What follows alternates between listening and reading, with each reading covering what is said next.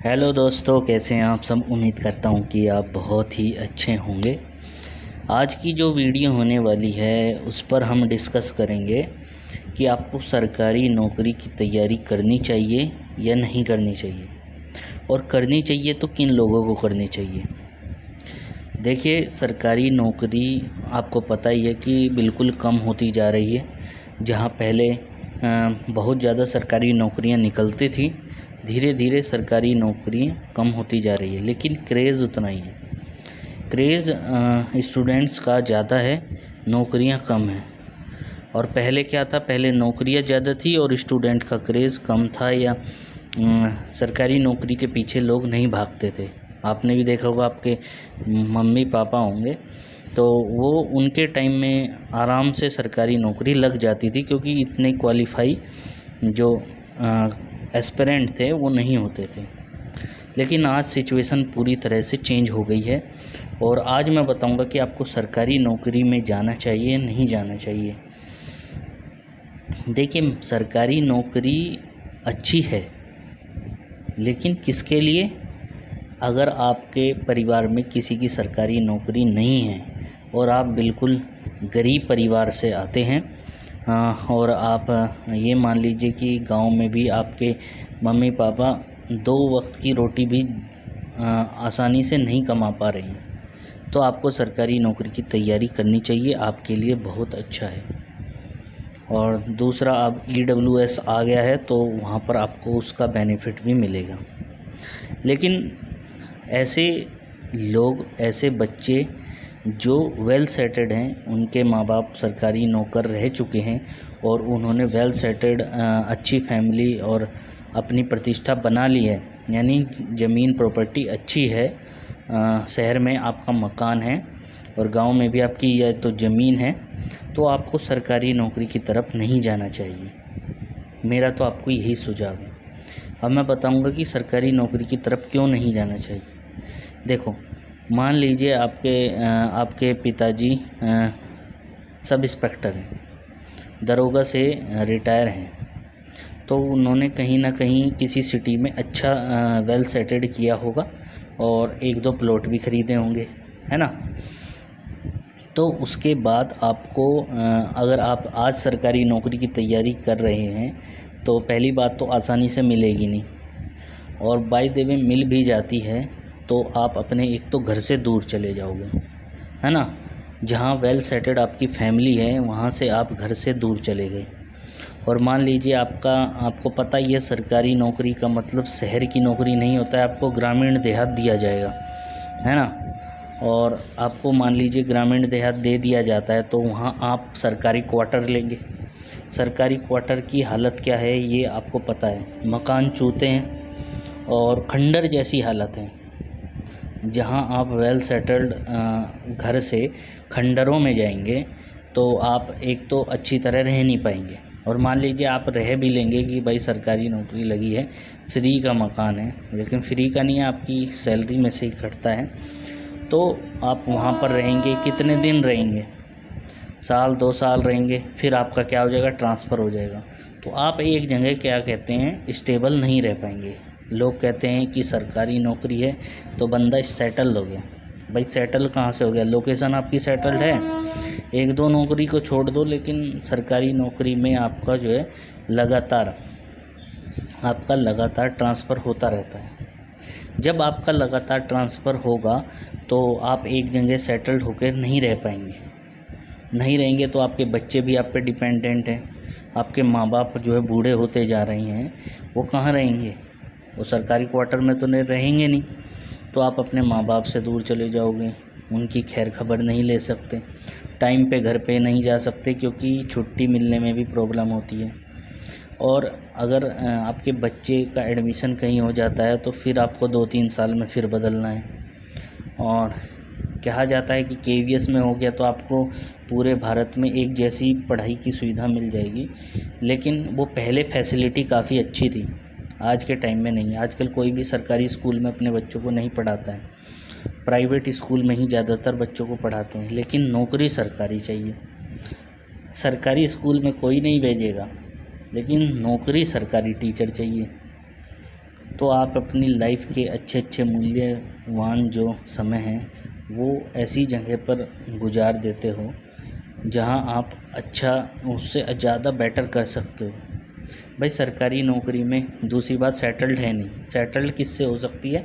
नौकरी सेटल, आपको नौकरी से कोई नहीं हटा सकता, ये तो बात क्लियर है कि आपको नौकरी से कोई भी हटा नहीं पाएगा।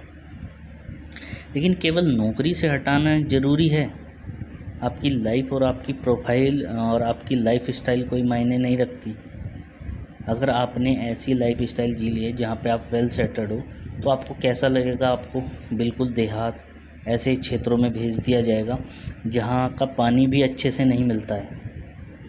जहाँ आप आरओ वाटर पानी पीते थे वहाँ एक टाइम ही वाटर मिल जाए वही बड़ी बात है।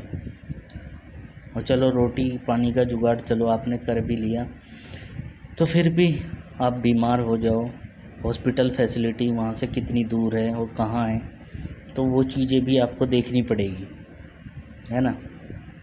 और एक चीज़ ये है कि लोग तो कहते हैं कि भाई सेटल्ड है, डायलॉग मार देते हैं कि सरकारी नौकरी, अब तो इसके घर गाड़ी आएगी।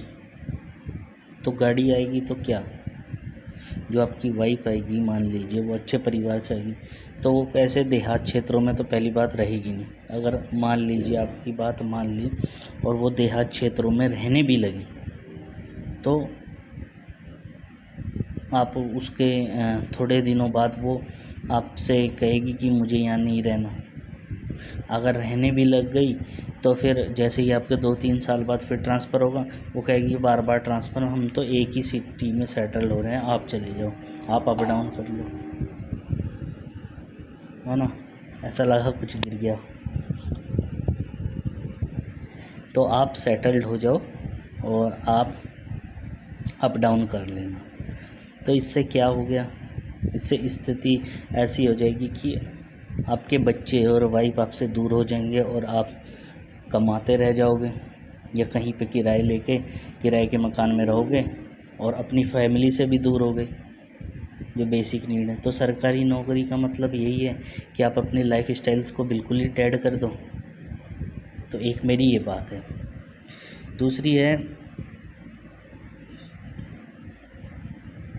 पहले ये कहे जाता था कि भाई सरकारी नौकरी है तो उसमें आपको क्या मिलता था। मान लीजिए आप ग्रुप ए या ग्रुप बी लग गए तो आपकी ज़्यादा पहचान होती थी, पावर होती थी, आप जो चाहे वो कर सकते थे। पहले लाल फीता शाही कहा जाता था, जैसे आप आईएएस या आईपीएस ऐसे बन गए या अधिकारी कलेक्टर कुछ भी बन गए, तो पावर के लिए भी लोग सरकारी नौकरी में जाते थे कि एडमिनिस्ट्रेटिव पावर है और यहाँ पे तो मैं जो है बहुत सारा करप्शन कर लूँगा। अब वो टाइम गया, अब इंडिया बहुत तरक्की कर चुका है। कुछ सालों के बाद ये करप्शन का नाम ही नहीं रहेगा। अब भी अगर करप्शन करते हैं तो पकड़े जाते हैं, ये तय है। अब अगर, क्योंकि अब जनता समझदार होती जा रही है। आपको पता है, आप पहले पासपोर्ट बनवाते थे तो पासपोर्ट बनवाने में पहले आप पासपोर्ट एजेंट के पास जाते थे। एजेंट के पास जाने के बाद फिर आपका जो फ़ाइल थी वो आपका पासपोर्ट कार्यालय में जाती थी। पासपोर्ट कार्यालय से फिर पुलिस के पास आती थी, पुलिस के पास फिर एलआईयू के पास आती थी और एलआईयू के बाद फिर जो है पुलिस के पास जाती थी डबल वेरिफिकेशन। अब चक्कर ही ख़त्म कर दिया, सीधा पुलिस वेरीफाई और वहाँ पे होना है। और अगर कोई मतलब ये आपके डॉक्यूमेंट सही हैं तो आप कह सकते हो कि आप किस बात की रिश्वत ले रहे हो। बीच में ये रिश्वतखोरी भी तो चलती थी। तो ये चीज़ें ख़त्म होती जा रही हैं। जो पहले पावर थी वो धीरे धीरे सरकारी नौकरी में ख़त्म होती है और 2-4 साल में बिल्कुल ही ख़त्म हो जाएगी। तो इसलिए अगर पावर या फिर इसके लिए आ रहे हैं तो आपको 1-2 साल तो लग सकता है कि हाँ ये है वो है, लेकिन 2-4 साल के बाद आपको पता चल जाएगा कि आपकी सैलरी ही आपकी सब कुछ है।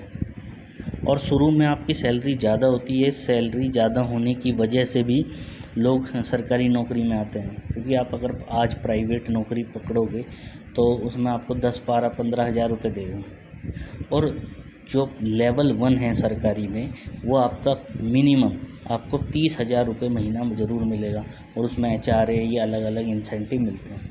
लेकिन अगर आप प्राइवेट में लगोगे आपको मिनिमम 10-12 हज़ार 15 हज़ार शुरुआत में देगा। तो शुरुआत में तो सैलरी अच्छी है, लेवल 1 की भी देख लो। तो लेवल 1 से लेकर आप देख सकते हो, टीचर हैं तो उनकी 50,000 तक है प्राइमरी टीचर की। तो आप देख सकते हैं कि शुरुआत में सैलरी अच्छी है, लेकिन जैसे जैसे टाइम बढ़ेगा तो आपका इंक्रीमेंट कितना होगा। सरकारी नौकरी में इंक्रीमेंट कितना है, 3% है ना, और इन्फ्लेशन रेट कितना है, 6%। तो जब 3% का इन्फ्लेशन रेट है 6% का, 6-6.5% का, तो आपका इंक्रीमेंट हो रहा है 3%, तो आप तो घाटे में जा रहे हो, -3। तो इसलिए सरकारी नौकरी अच्छी नहीं है। देश की अर्थव्यवस्था आपको पता ही है कि ट्रिलियन में है, लगभग आपकी 3 ट्रिलियन इकोनॉमी है, और ये जल्द ही हम मोदी जी भी कहते हैं कि इसको 5 ट्रिलियन और फिर 10 ट्रिलियन ऐसे होगी। तो उसमें अगर ग्रोथ होगी तो उसका लाभ आपको कहाँ मिलेगा। अब 8वां पे कमीशन आप सोच रहे हो वो तो ख़त्म कर दिया, ये लास्ट पे कमीशन था। अब आपका जो डीए बढ़ेगा वो कितना बढ़ेगा, 3% ज़्यादा से ज़्यादा, है ना, 3 या 4%। और देश की ग्रोथ कितनी होगी, मान लीजिए 6% भी, तो आपका तो कट रहा है, क्योंकि इन्फ्लेशन रेट ही 6% है, तो आप -3% में जा रहे हो। पर मेरा ये बिल्कुल भी मतलब नहीं है कि आप सरकारी नौकरी की तैयारी कर रहे हो तो आपको डिमोरलाइज़ करना है। भाई रियलिटी बता रहा हूँ, आप अगर सरकारी नौकरी में अभी नहीं लगे हो तो छोड़ दो तैयारी। सरकारी नौकरी में कुछ नहीं रखा आज के टाइम में। घर से दूर, समाज से दूर, दोस्तों से दूर, रिश्तेदारों से दूर, और बीवी से दूर, बच्चों से दूर। किसके लिए, पैसे कमाने के लिए। और तुम सोचोगे कि यार ये सर सही कह रहे हैं, लेकिन एक बार मैं ले लेता हूँ उसके बाद फिर मैं कुछ और ढूँढूँगा। सरकारी नौकरी की एक खासियत है, ये एक ऐसा शेर है जिसके ऊपर आप सवारी कर रहे हो, आप बैठे हुए हो इसके ऊपर, आप इसकी सवारी कर रहे हो, लेकिन आप इससे उतर नहीं सकते, खा जाएगा ये तो आपको। क्योंकि अगर सरकारी नौकरी में आपका जैसे 50,000 रुपये महीना मिल रहे हैं तो एक लालच बन जाता है, आपके अंदर एक लालच बन जाएगा, यार 50,000 रुपये मिल रहे हैं, छोड़ क्या छोड़ें, तो छोड़ दी कभी कहीं और मैं कुछ कर ही ना पाऊँ। तो एक अंदर ही ऐसी ऐसी मनोस्थिति आने शुरू हो जाएंगी। जब आदमी कहीं से जुड़ जाता है ना तो उस चीज़ को तोड़ना मुश्किल होता है। और पैसे से लोग तो ज़्यादा ही अटैचमेंट होते हैं, इमोशनल और सोशल तरीके से, तो पैसे को छोड़ना बहुत बड़ी बात होती है, घर वाले ही नहीं छोड़ने देंगे, है ना। तो इसलिए ये है कि आप सरकारी नौकरी के पीछे मत रहो। सरकारी नौकरी की जो वैल्यू थी वो घटती जा रही है। देखो दूसरी चीज़ एक और है, मैं किसी को बुरी बात नहीं कह रहा, लेकिन मैं आपको फैक्ट बता रहा हूँ। सरकारी नौकरी में जितने भी आपके अधिकारी हैं वो हैं जो रिजर्वेशन से जा रहे हैं, है ना, जो रिजर्वेशन से जा रहे हैं। अच्छी बात है, रिजर्वेशन से उनका हक है, लेकिन मैं ये बता रहा हूँ कि जो आपके जनरल कैटेगरी के स्टूडेंट हैं या एम्प्लॉई हैं, वो जनरल कैटेगरी वाले हैं, उनको उनके ऊपर जो बॉस हैं उनके, वो कौन है, सोच सकते हो, आप खुद देख सकते हो। तो वे वैसे लोग जब जा रहे हैं तो उनके साथ जो इतना मानसिक उत्पीड़न, शारीरिक उत्पीड़न इतने सालों से हुआ, तो वो आपसे तो बदला लेंगे। मेरा किसी भी जातियों को आपस में भिड़ाने का मतलब नहीं है, मैं बस रियलिटी बता रहा हूँ। अगर आपके तो आपकी हमेशा क्या रहेगी, अपने बॉस से लड़ाई रहेगी। मतलब ये है कि सरकारी नौकरी में स्ट्रेस रहेगा, स्ट्रेस ही स्ट्रेस रहेगा। एक आप जानते होंगे अभी प्रशांत कुमार जी हैं, उनका भी ट्रांसफ़र हो गया। बताया जा रहा है कि वे आईपीएस थे, आईपीएस हैं, वो यूपी में हैं। अभी एक ऐसा हुआ कि यूपी में कावड़ियाँ थे, ये जो कावड़ यात्रा ले जाते हैं, कावड़ियाँ थे, वो ऐसा थे कि वो एक जगह पर अपनी यात्रा गुजारना चाहते थे, और वो मोहल्ला था मुस्लिम्स का। तो वहाँ पर जो प्रशांत कुमार जी हैं, उन्होंने दोनों पक्षों को बुलाया और समझौता कराया कि भाई क्या करना चाहिए। तो उन्होंने कहा कि आप इस इलाके में अपनी कावड़ यात्रा ना निकालो, लेकिन उन्होंने बताया, जैसा प्रशांत कुमार जी कहते हैं, मेरी जो है वक्तव्य में कुछ गलत अगर इन्फॉर्मेशन है तो आप मुझे कमेंट करके बता सकते हैं, लेकिन मैं आपको मेन चीज़ बता रहा हूँ। आप सरकारी नौकरी में हैं, तो प्रशांत कुमार जी क्या हैं, आईपीएस हैं, एसएसपी कप्तान हैं उस ज़िले के। तो आप जो है वहाँ से जब यात्रा जा रही थी तो उन्होंने रोक दी, वो जो कावड़िया था वो भड़क गए और उनका हमारी सरकार है तो उन्होंने उन पर लाठीचार्ज कर दिया का आदेश दे दिया जब बात नहीं मान रहे हैं, क्योंकि वहाँ पर दंगा होने का पूरा उन्होंने कहा कि पूरी तैयारी थी, दंगा होना वो था। तो मेरी मतलब ड्यूटी थी वो रोकना, तो जब नहीं माने तो 2-3 घंटे बाद उनके ट्रांसफ़र की खबर आ जाती है। बताया जा रहा है उनके लगभग 20 से 25 ट्रांसफ़र हो चुके हैं। तो ये किस में है? आप खुल के काम नहीं कर सकते? आप आईपीएस हो, आप ज़िले के कप्तान हो, ज़िले के सबसे बड़े पुलिस ऑफिसर हो, लेकिन फिर भी ये तो ग्रुप ए सर्विस है, तो उसमें फिर भी आप जो है कितना दब के काम कर रहे हो। तो इसलिए आप कभी ये सोच रहे हो कि सरकारी ऑफिसर की ताकत होती है, कुछ नहीं है। आजकल जो ताकत है वो एक तो मिनिस्टर की है, पॉलिटिकल पार्टीज़ की है और आपकी बिजनेसमैन की है जो देश को चला रही हैं। पॉलिटिकल पार्टी की तो होगी जब जनता ने उन्हें चुना है, ताकत तो जनता में ही है। इस देश की ताकत कौन है? जनता, हम भारत के लोग। तो जब हम भारत के लोग हैं तो हमने पावर दी है ना उन्हें, तो जब उन्हें पावर दिए तो उनमें तो पावर होगी। और सिविल सर्वेंट जो हैं उनमें पावर इसलिए खींच रहे क्योंकि वो जनता से चुन के नहीं आ रहे हैं, है ना। उन्हें सरकारी नौकर बनाए गए हैं, सरकारी नौकर यानी हमारी सेवा करेंगे। अब सेवा का भाव ज़्यादा आ रहा है।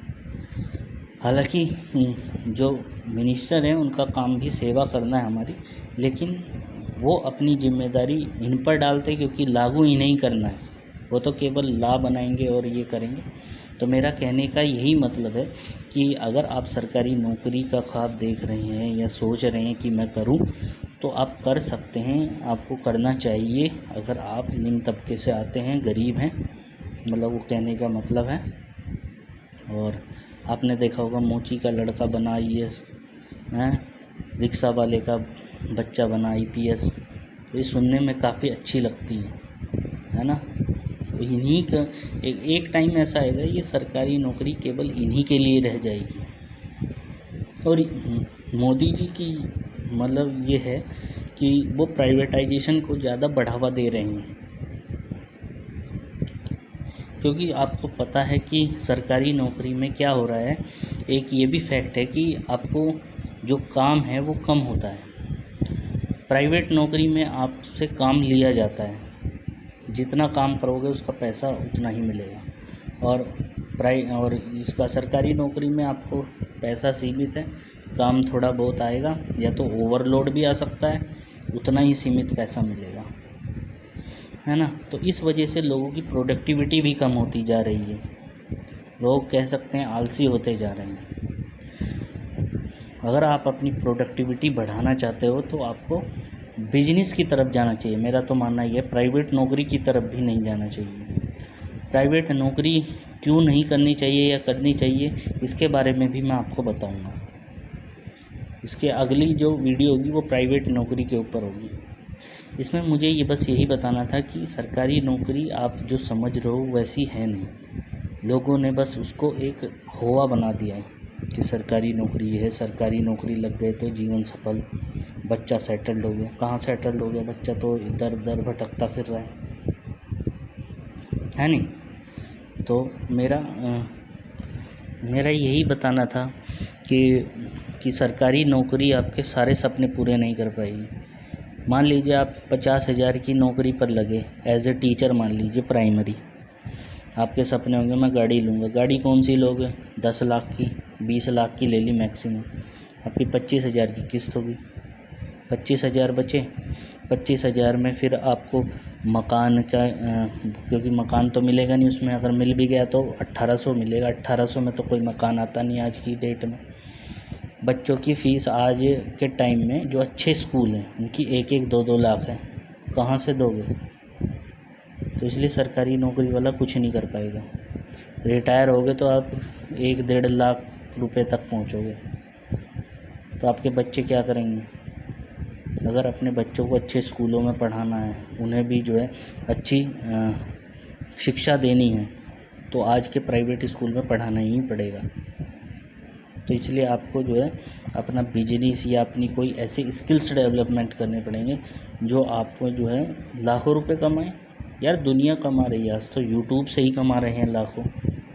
आप बात कर रहे हो कि सरकारी नौकरी वह करेगा जो रट्टूत होता है, क्योंकि रट क्या है, बस रटना है और परीक्षा देनी है। अरे जीवन में वैल्यू क्या है? आप वही इतिहास, भूगोल, राजनीति, अर्थशास्त्र, मैथ, रीजनिंग, ये वो, उसका मतलब क्या है? तुम वैल्यूज़ सीखो ना। जब भी मैंने चैनल बनाया लाइफ वैल्यूज़ बाय निशित, यानी वैल्यूज़ सीखो कि जीवन की वैल्यू क्या होनी चाहिए। जीवन की वैल्यू वही तो होनी चाहिए कि आप समझदारी का आपका विकास हो, आपको पता हो पैसा कहाँ से निकाला जा सकता है, बाज़ार की डिमांड क्या है। जो बाज़ार की डिमांड है और आपको जो आता है उसको आपको कॉम्बिनेशन बनाना है।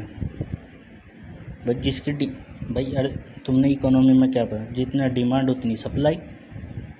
तो डिमांड किस चीज़ की है? देखो, पढ़ो, इसकी दिमाग का विकास करो ना। पढ़ाई का उद्देश्य क्या है? माइंड का विकास करना ही तो है।